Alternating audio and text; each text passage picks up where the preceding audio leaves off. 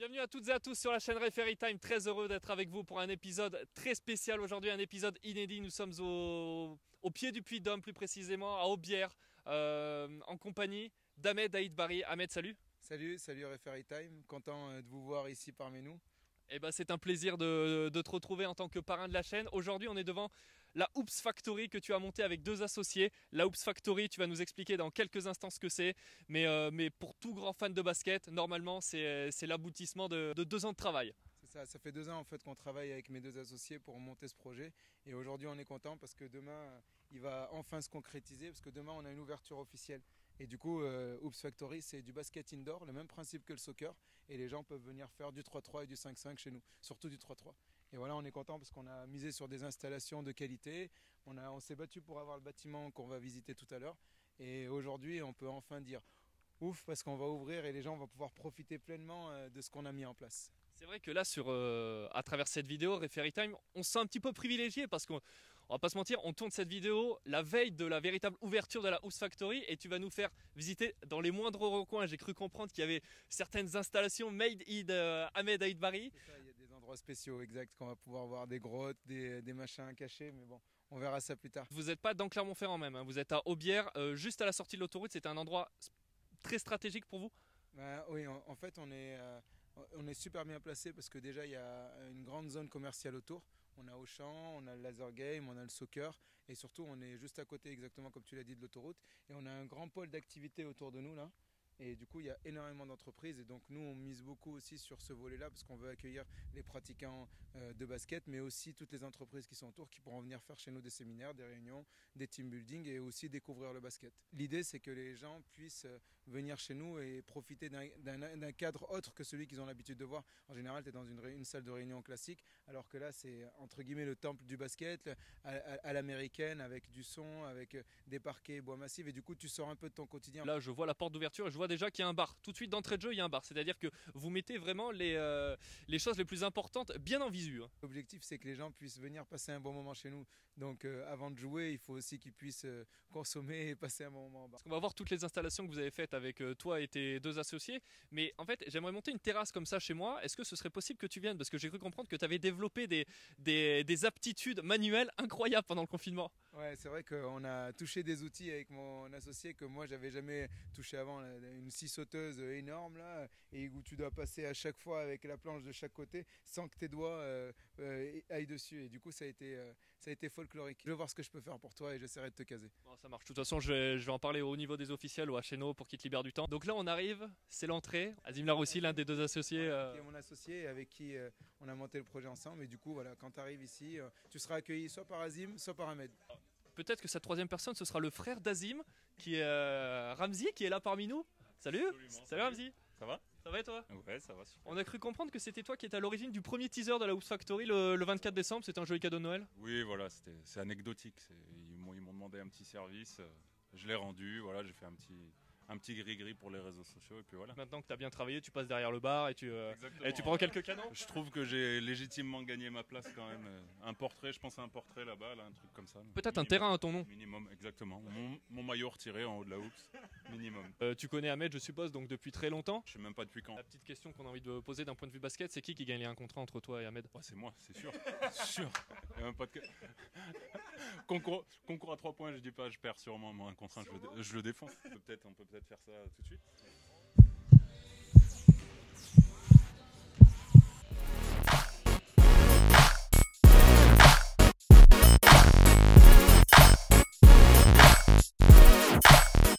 On va faire 5 spots de tir, un à 0 degré, un là, un là, un là, un là. Et sur les 5, c'est celui qui en met le plus. Est-ce que tu es confiant sur tes chances de réussir? En vrai, absolument pas. Et je vais faire semblant jusqu'au bout. Non mais là on est à 6,25, ça devrait passer. Ouais, c'est vrai.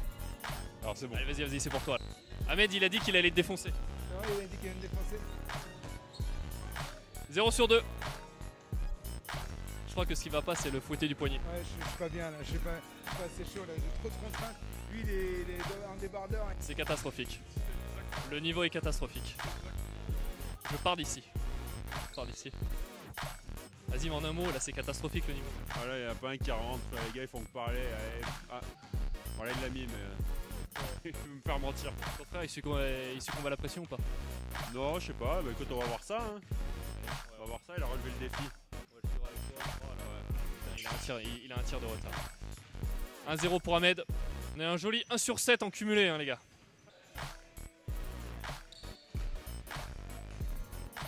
Attendez, il y a du trash talking là par ici? Non, Quelqu'un peut siffler le trash talking est autorisé ici. Ah, il n'y a pas de... Je crois que je suis allé chercher tous ses rebonds, il m'en a pas pris un. Alors, il est dans un fauteuil. Et tu sais que là, c'est ta dernière chance. J'essaie de m'assassiner, tu vois. Ouais.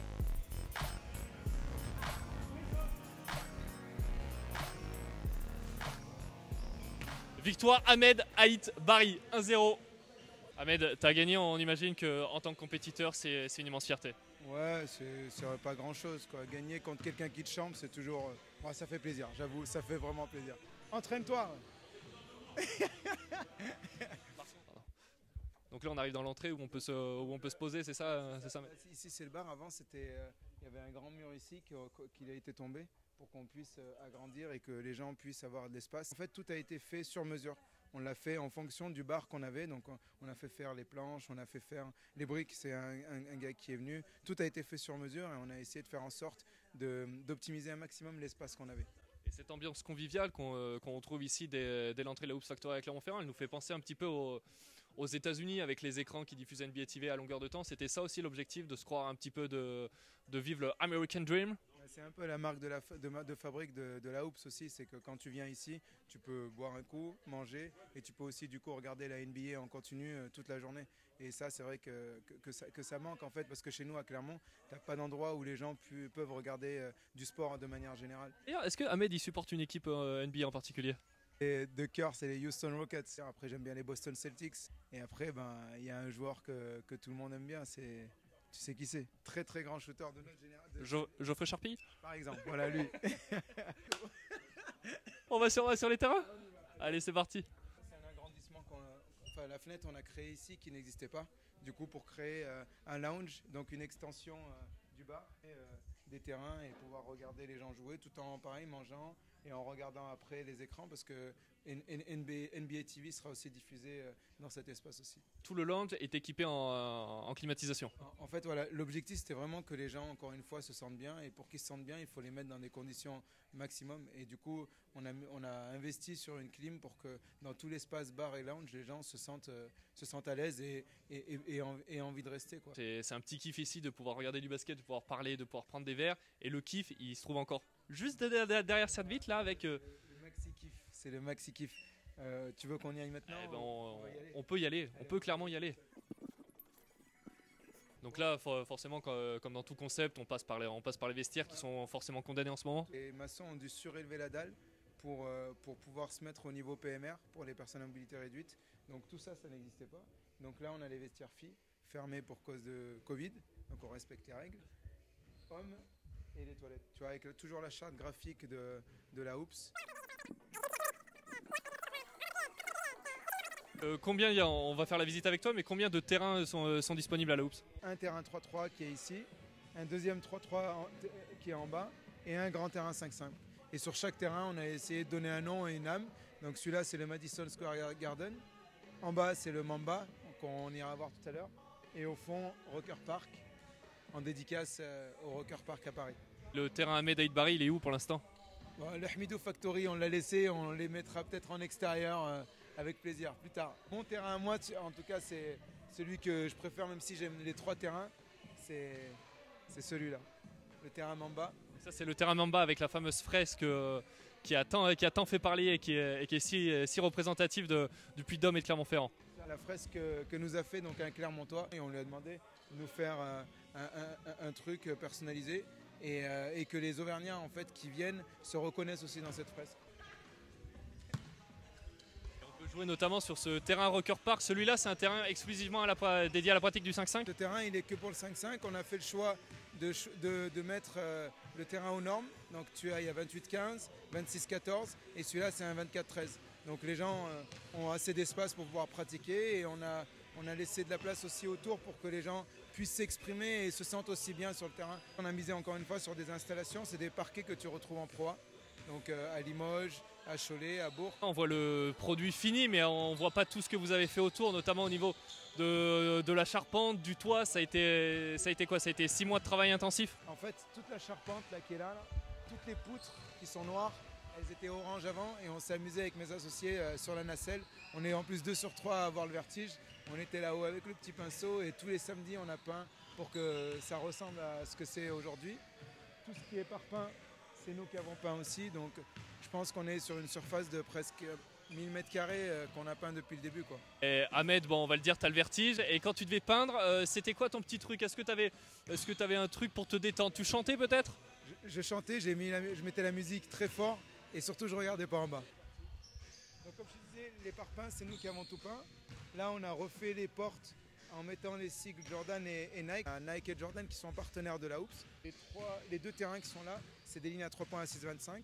Et le terrain qu'on a en bas, c'est celui qui est réglementaire et qui est à 6,75 avec des normes FIBA, donc pour accueillir des compétitions de 3-3 chez nous. Donc ça c'est pour toute la partie basket, mais on l'a dit tout à l'heure en préambule, la Hoops c'est pas que ça, il y a plein d'autres pièces secrètes. C'est ça, il y a plein d'autres pièces qu'on va aller visiter. Nous on a essayé de miser pas que sur le basket, comme je t'ai dit, on a plein d'entreprises autour de nous et on s'est dit ça serait bien d'attirer d'autres personnes autour du basket pour qu'ils viennent découvrir le lieu, le basket et qu'ils viennent aussi profiter des installations et profiter du bâtiment. Les gens sont contents parce que ça va leur donner une alternative et ils vont pouvoir venir s'exprimer et jouer aujourd'hui. À part les terrains extérieurs, pendant l'été par exemple, tu n'as pas d'endroit où tu peux t'entraîner ou jouer. Et là, avec le Covid, les gens n'ont pas pu jouer au basket. Donc du coup, ça va être un lieu où les gens vont pouvoir se retrouver et pouvoir pratiquer, toucher du ballon. Tu vois, quand on entend ce bruit là du ballon rebondir par terre, ça fait quand même plaisir quand tu ne l'as pas entendu depuis plusieurs mois. Et même des non-basketteurs pourront aussi peut-être s'y mettre et pourquoi pas prendre une licence après plus tard, on ne sait pas. Vous n'avez pas du tout peur que votre offre, elle desserve la Fédération Française de Basket en se disant bon bah maintenant j'ai plus besoin d'aller me licencier dans un club, c'est vraiment une offre complémentaire? Vraiment nous on n'est pas dans cet objectif là, l'objectif c'est vraiment de travailler ensemble et pas d'être un concurrent en fait. Offrir quelque chose qui n'existe pas aujourd'hui en complément de ce qui existe déjà et après que ça fasse que ça bascule en fait de chaque côté. Des licenciés pourront venir chez nous comme des personnes qui étaient chez nous peuvent devenir licenciés. Faut vraiment en fait c'est un lieu en plus pour le basket. Voilà, faut le prendre vraiment comme ça. C'est plus il y aura de lieux pour le basket et plus la pratique du basket va se faire connaître et plus il y aura de personnes qui s'y intéresseront et qui pratiqueront, quoi. Tu nous amènes à l'étage, dans les sous-sols. Tu vas nous faire visiter ton chez toi par l'étage. Allez, c'est parti. Alors qu'on peut voir que tes associés sont en plein travail, hein. Johnny et Azim toujours, c'est en train de charbonner. Hein. En ce moment, je suis beaucoup sur Joule, Chiquita. On m'appelle l'OVNI.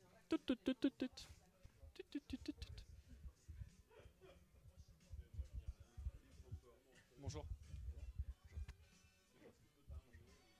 On est toujours à la Hoops Factory en compagnie d'Ahmed Aïdbari, l'un des 3 associés à l'origine de ce projet. Ahmed, on a vu toute la partie sportive. Maintenant, tu vas nous amener à l'étage? C'est ça, on va monter en haut pour que je vous fasse découvrir la suite de l'établissement. On a essayé de miser sur plusieurs installations pour attirer d'autres personnes que les basketteurs. Et vu qu'on est dans un pôle en fait avec plein d'entreprises, on s'est dit que ça serait bien qu'on mette un lieu à contribution pour ces entreprises pour qu'elles puissent justement faire tout ce qui est séminaire, réunion, team building. Et du coup, on a créé un espace qui fait 80 m², du coup, qui sera climatisé, avec un vidéoprojecteur qui va être branché demain. Et le HDMI sera disponible ici. Et en fait, les gens pourront diffuser leurs vidéos, leurs PowerPoint direct sur le mur là. Ils auront aussi un micro. Et on a aussi une grande enceinte si jamais il y a du monde, s'ils veulent qu'on les entende. Et, voilà. Et du coup, on va mettre un mobilier à disposition et les gens pourront mettre les tables comme ils ont envie. Là, c'est un mini-bar. Toujours le bar. Hein. Il y a tout le temps un coup à boire, un truc à bouffer, quoi. Professionnel, particulier, tout le monde peut la réserver. N'importe qui peut la réserver. Tous ceux qui ont besoin d'une salle pourront venir la louer quand ils ont envie. On a aussi mis une fenêtre qu'on est parti récupérer aux 4 coins de la France. À La Rochelle? À La Rochelle, c'est ça, exactement. Putain, je vois que tu es bien renseigné. Et on a travaillé, tu sais. Avec une ouverture qui donnera toujours un petit rappel des terrains pour que les gens puissent avoir un visuel sur ce qui se passe sur les terrains. Voilà. Ok. Très belle salle. On est bien. Ah, on est bien. Bon, donc là on était à l'étage, on descend. Par contre, Ahmed, juste avant de monter les escaliers, t'as dit on va monter en haut. Tu sais que c'est un pléonasme? Tu sais que c'est un pléonasme. Mais moi je suis très philosophique, j'ai une question philosophique à te poser. Qu'est-ce qui est arrivé en premier, l'œuf ou la poule? La poule. Oui, oui, oui, mais la poule est sortie d'un œuf. Oui, mais avant l'œuf et à la poule. D'accord, bon bah écoutez, la poule, moi j'aurais jamais mis cette réponse, mais pourquoi pas. C'est cadeau. Hello papy, mais qu'est-ce que ça? J'entendais pas être sur moi. À ce qui paraît, je te cours après. Mais ça va pas, mes tétas.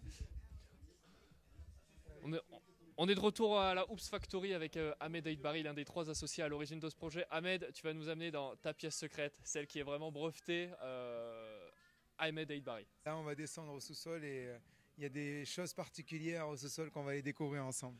On te suit, avec grand plaisir. Parce que quand tu dis qu'il y avait des endroits cachés, au final, la superficie de toute la Oops, elle s'étend sur combien de mètres carrés? On est à 8500 mètres carrés avec la verdure qu'il y a autour. Comme tu as pu le constater, là on est dans les caves, du coup il fait plus frais. Là, ici c'est notre partie stockage en fait. Donc tout ce qu'on n'a pas besoin en haut et qu'on a besoin de stocker, on le met ici. Et en fait quand on était avec les gars, on se disait purée, il va falloir qu'on fasse un truc. Les poubelles, il n'y a pas beaucoup de place chez nous. Et je dis peut-être qu'on pourrait mettre un tuyau qui descend vers le bas quoi. Apparemment on peut pas monter vers le haut donc mais on peut descendre vers le bas ou pas? Bah non, c'est un pléonasme aussi, et ça, voilà. Moi je pense pas qu'il y ait de bonnes ou de mauvaises situations, mais là en l'occurrence c'est une mauvaise situation. Au bled ils disent descendre vers le bas et monter vers le haut. Ouais, on est pas au bled là. Un petit peu quand même. On a mis le tuyau qui est là et en fait tout le plastique qui est en haut, parce que c'est un vrai fléau le plastique, et du coup on veut contribuer à sauver la planète, parce qu'il faut faire du tri sélectif, et ben tout le plastique qui est en haut descend par ce tuyau. C'est-à-dire que tout ce qu'on consomme en haut, à travers ce tuyau, ça va revenir dans le panier là. C'est ça, regarde, on va faire une petite démo pour que je te montre. Je vais appuyer, regarde, quand je vais taper, normalement, ça va partir. Voilà. On sent que t'es trop fier. Ah ouais, plus de plastique en haut, quoi. C'est génial. Le plastique descend par le tuyau. Voilà. Et ouais. Pensez au tri. Bon, il y a une personne qui consomme beaucoup par contre en haut là. Là, c'est un gros buveur. Là. C'est peut-être Azim Laroussi, peut-être.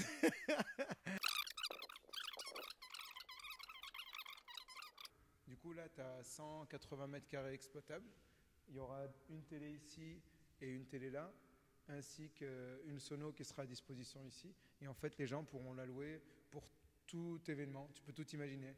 Une soirée PlayStation, une réception, une soirée entre potes, une soirée entre copines. Enfin, tu peux tout imaginer ici. Un karaoké, n'importe quoi. N'importe quoi. Si tu as envie de réserver la salle, tu peux, et tu peux la prendre pour 1 heure, pour 2 heures, pour une soirée, pour un week-end. Voilà. Est-ce que tu seras un bon professeur de Zumba? Je ne sais pas si je serai un bon professeur de Zumba, mais j'organise des cours collectifs de vélo. Donc je pourrais pas mettre en place des cours collectifs de bike, parce que je suis coach sportif aussi en parallèle. Je peux faire de la Zumba sur le vélo par contre. Ça, je pense que je peux le faire. Il y a clairement un concept à faire là. Donc là on est encore dans un nouvel espace, on ne sait pas du tout où on est, il y a des briques. Explique-nous Ahmed, on est où? Donc là maintenant c'est une partie morte qui n'est plus utilisable, et où nous on peut stocker des choses. Et donc là on a créé une issue de secours qui vient compléter la salle qu'on a vue en bas. La salle qui s'appelle la Naismith Arena. La salle qu'on a vue en bas où potentiellement tu allais faire du vélo et de la Zumba en même temps? C'est ça, c'est la Naismith Arena. J'ai pas besoin de te raconter. Non, mais bon. normalement ça va. Là-dessus on y est. C'est bon. Bon. Non, c'est bon. Puis, de toute façon, je suis pas un scoreur, j'aurais pas marqué, donc voilà. C'est comme avec les femmes, ça. C'est le grand problème de ma vie. Arrête, ne rigole pas, ça me fait beaucoup de peine. Et il y a un dernier spot que j'aimerais vous montrer, qui est quand même exceptionnel. Pourquoi pas imaginer des choses ici, un terrain extérieur 3-3, pourquoi pas. On verra après comment ça évoluera. Des idées, on n'en manque pas, après on verra en fonction de l'évolution. Mais ce qui est bien là, c'est que quand tu te poses sur l'herbe, tu as la vue sur Puy de Dôme. Après, il faut faire attention au vertige quand tu le regardes, il faut le regarder doucement là d'ici. Mais d'ici, on voit le Puy de Dôme. Et ça, je trouve que c'est juste magnifique d'avoir cette vue-là quand tu es posé ici, quoi. C'est quand même quelque chose. Même toi, quand tu le vois, ça te fait quand même quelque chose. Ouais, c'est autant d'émotions que la Tour Eiffel. Et ben voilà, c'est notre Tour Eiffel à nous. Donc là on est de retour au point de départ avec Ahmed Aïdbari. On a fait la visite ensemble de la Hoops Factory que vous pouvez aller découvrir à Aubière. Vraiment un complexe sportif incroyable. Merci Ahmed de nous avoir fait découvrir tous les terrains sportifs et tous les méandres de ce joli projet. Qu'est-ce qu'on peut te souhaiter pour la suite de cette année 2020 et pour les années qui viennent? On peut me souhaiter que les gens viennent nous voir déjà, viennent découvrir et qu'ils soient contents de venir ici et qu'ils passent un bon moment. Voilà, plus les gens seront contents, plus ils passeront un bon moment et plus nous on sera contents aussi. On a coutume de dire que le travail paye, donc j'espère vraiment qu'il va travailler pour toi, pour vous, pour Azim, pour Johnny, pour toutes les personnes qui ont mis la main à l'œuvre à ce joli projet. En tout cas, encore félicitations Ahmed.